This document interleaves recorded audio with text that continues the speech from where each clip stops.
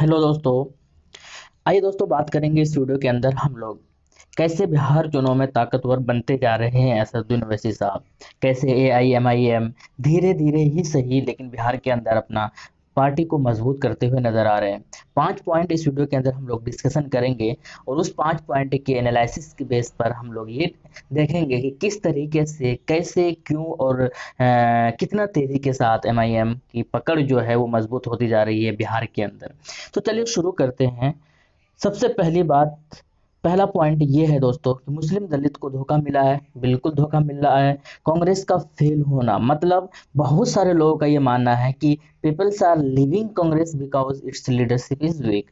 बहुत सारे लोगों का ये भी मानना है कि कांग्रेस का जो लीडरशिप है वो बहुत ज़्यादा कमज़ोर है, इसीलिए बहुत सारे लोग कांग्रेस पार्टी को छोड़कर किसी दूसरे पार्टी में जा रहे हैं।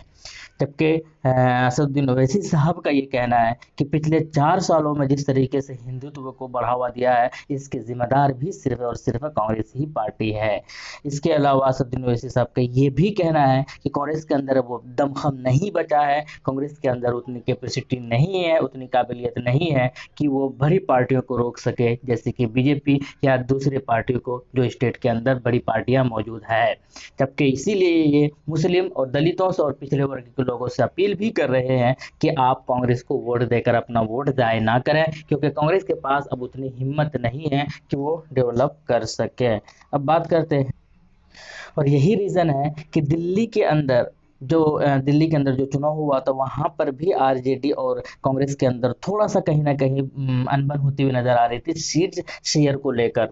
जहाँ आरजेडी चाह रही थी कि हमारी इतना सीटें हो, कांग्रेस चाह रही थी कि नहीं तो हमारी इतना सीटें हो। और वही चीज़ें कहीं ना कहीं बिहार के अंदर एक बार फिर से देखने को मिल सकता है कि सीट शेयरिंग में कहीं ना कहीं कांग्रेस और आरजेडी में थोड़ी सी भीतरी जो है कुछ अच्छी खासी नहीं चल रही है। इसके बाद बात करते हैं हम लोग दूसरा पॉइंट। दूसरा जो पॉइंट है, बिना लालू के आरजेडी अधूरी है। ये बात बिल्कुल रोजे रोशन की तरह आया है, आप चाहे इसे तस्लीम करें या ना करें, लेकिन ये बात धुरंधरों के नज़दीक बिल्कुल क्लियर है कि बिना लालू बिहार इलेक्शन में आरजेडी के लिए इतना आसान नहीं होगा, बल्कि बहुत ही ज़्यादा मुश्किलों का भी सामना करना पड़ सकता है।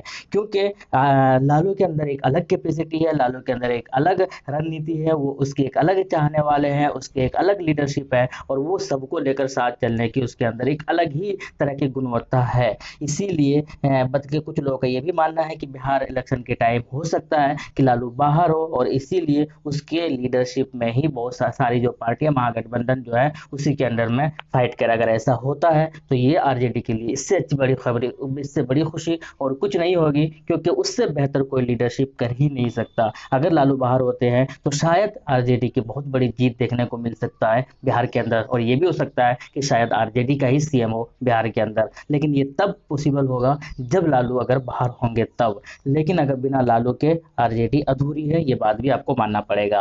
दूसरी बात करते हैं कि ये भनक जो है तेज प्रताप सिंह जैसे कई सारे लीडर को हो चुका है, इसीलिए तेज प्रताप सिंह ने ये स्टेटमेंट भी दिया था कि जिन लोगों को तेजस्वी यादव का लीडरशिप पसंद नहीं है वो पार्टी को छोड़कर किसी दूसरे पार्टी में चले जाए। और ठीक ऐसा ही हुआ था, क्योंकि मांझी को ये पसंद नहीं आया था, क्योंकि मांझी को लगता है कि जो महागठबंधन है उसके लीडरशिप जो है तेजस्वी के अंदर इतनी काबिलियत नहीं है कि उसका लीडरशिप कर सके। इसीलिए मांझी के और तेजस्वी यादव के बीच में थोड़ा सा अनबन हुआ था और मांझी जो है महागठबंधन को छोड़कर जो है वो अलग फाइट करने का ही डिसाइड किए थे। अभी कितना होगा ये इलेक्शन के टाइम ही बताया जाएगा। तीसरा जो सबसे बड़ा पॉइंट है वो नीतीश कुमार का फेल्योर होना। नीतीश कुमार कितना ज्यादा फेल है ये पूरी दुनिया को पता चल चुका है, इसीलिए इसके बारे में धुरंधरों का ये कहना है कि ये जब महागठबंधन में हुआ था उसको लीड नहीं कर पाना ये इसी का फेल्योर है। ये वीक सीएम है, जितना इन्होंने जो खास राज्य का दर्जा दिलाने का वादा किया था, एजुकेशन सिस्टम को बेहतर करने का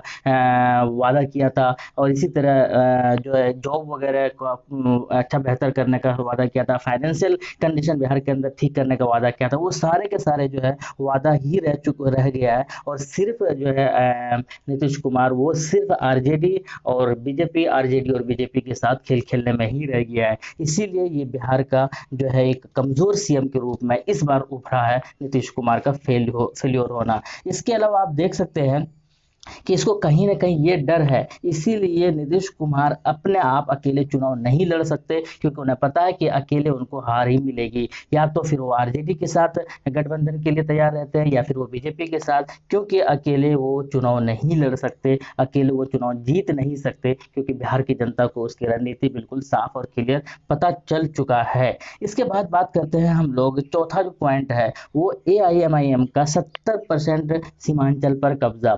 जिस तरीके से एमआईएम सीमांचल पर कब्जा कर रहे हैं, ये बहुत सारे पार्टियों के लिए सिरदर्द बन चुकी है। इसीलिए कुछ लोगों का ये भी मानना है, इसका रीजन ये बता रहे हैं क्योंकि सीमांचल के अंदर बहुत ज्यादा मुस्लिम पॉपुलेशन है, और Muslim population, Indian Muslims have lost faith in secularism. ऐसे पार्टी जो अपने आप को सेक्युलरिज्म शो करना चाहती है, जैसे कि कांग्रेस और अदर पार्टी, ऐसे पार्टियों से इंडियन मुस्लिम जो है फेथ खो चुका है। न सिर्फ इंडियन मुस्लिम ही बल्कि दलित लोग भी अपना विश्वास खो चुका है, और यही रीजन है। इसीलिए कहा जा रहा है कि इंडियन मुस्लिम और दलित जो है, ये लोग अब जो है एमआईएम की तरफ दौड़ रही है, एमआईएम की तरफ अप्रोच कर रही है, क्योंकि अकेला उनके पास ही एक पार्टी जो इनके लिए आवाज उठा रही है। दूसरी जो सबसे बड़ी बात है कि एमआईएम जिस तरीके से तेजी से बढ़ रहा है, ये बात सिर्फ एमआईएम के वर्कर्स के बीच में है या वहाँ के लोगों के बीच में है, बल्कि अपोजिशन के बीच तक ये खलबली मच चुकी है। इसीलिए तेजस्वी का सीमांचल का बार बार दौरा करना, बार बार असदुद्दीन ओवैसी को बीजेपी का एजेंट बताना, बार बार मुसलमानों को वोट काटने के लिए उन पर ब्लेम करना, तो ये सारी चीजें बता रही है कि एमआईएम का जो है सीमांचल के ऊपर अच्छा खासा पकड़ है। इसीलिए तेजस्वी यादव इस टूर को लेकर भी बार बार सीरियस रहते हैं और बार बार लोगों को इनके खिलाफ भड़काने की कोशिश भी कर रहे हैं। और ये बात कहीं ना कहीं असदुद्दीन ओवैसी साहब को पता है कि उनका स्ट्रेंथ वो बढ़ता जा रहा है, उनका स्ट्रेंथ जो सीमांचल से बाहर भी फैल रहा है। इसीलिए उन्होंने डिसाइड किया कि हम लोग 2020 का जो इलेक्शन होगा, ये जो आने वाला जो इलेक्शन असेंबली का इलेक्शन होगा, वहां पर ना सिर्फ सीमांचल तक ही महदूद रहेंगे, बल्कि सीमांचल के अलावा भी पूरे बिहार के अंदर हम लोग फाइट करेंगे, कंटेस्ट करेंगे। इसके अलावा पांचवा जो सबसे बड़ी पॉइंट है कि एक जीत से जो जिस तरीके से मनोबल बढ़ा है, पिछले बार 2015 के अंदर हार मिली थी